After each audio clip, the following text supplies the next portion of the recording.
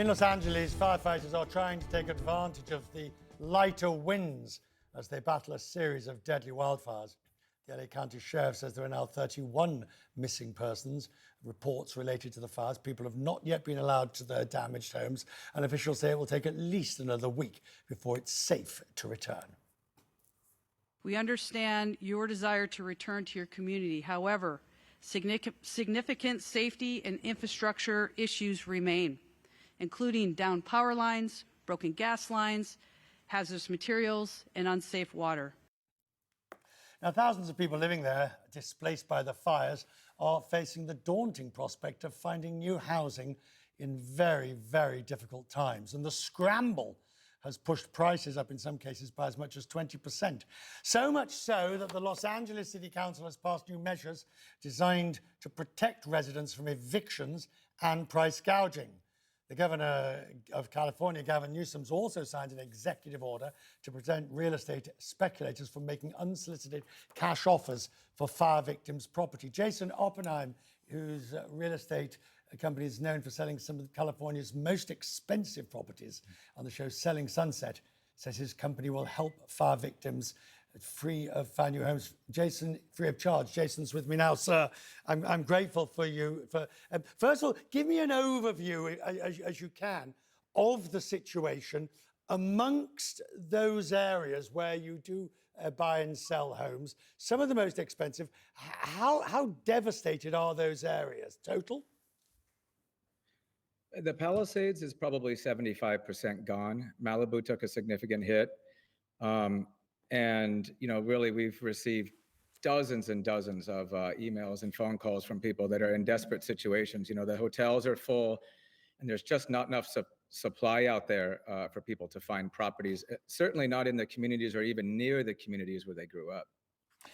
In this environment, I mean, the awful part of market forces is that people put prices up in scarce markets. It's economics 101.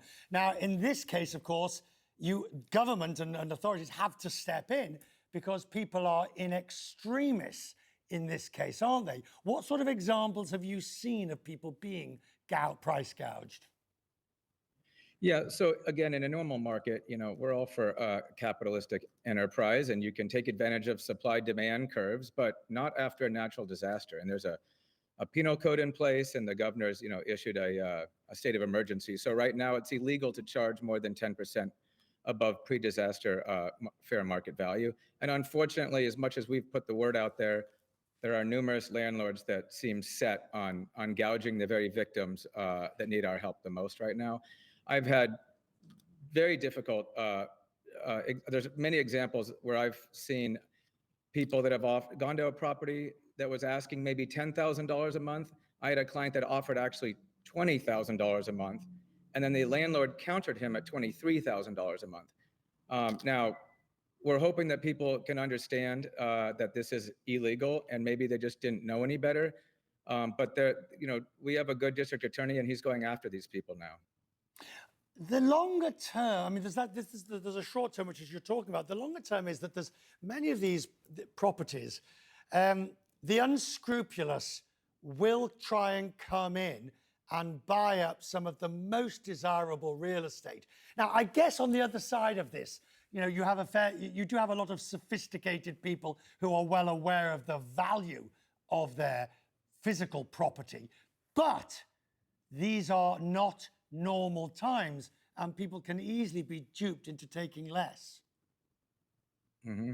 Well, I applaud the governor for making that illegal to offer a below market, but we're actually seeing that already. I had a phone call 15 minutes ago from somebody asking me if I could assist him in putting in offers on land in Malibu, and I hung up on him. I mean, the idea right now that these people are suffering, they may not be insured, they may be in financial stress, and then you're going to go and take advantage of that situation. I think that most people have done the right thing, but there are some bad apple landlords and there are some bad apple investors out there.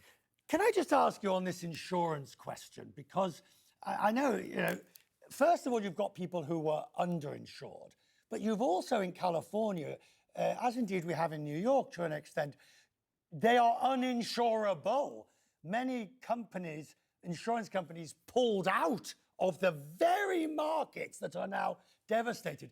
I've been covering economics for a good few years, and I don't see any easy or obvious way out of that particular problem. Well, right now, we can't even get insurance. I've got many escrows that are simply frozen because the insurance market is completely frozen. The only insurance actually in California is the California Fair Plan that's available, and that caps you out at $3 million. I do hope that I know a lot of people are blaming the insurance companies, but the truth is we didn't allow insurance companies in California to raise rates, and they were losing money. So of course they pulled out. What we need to do is allow them to raise rates reasonably. We need to include or mandate fire suppression technology, and we need to work with the insurance companies to bring them back. Excellent answers and excellent policies throughout. Sir, I'm grateful for your time tonight. I know you've got busy days ahead. Thank you, and we'll talk more to find out how things are going. Thank you for taking time.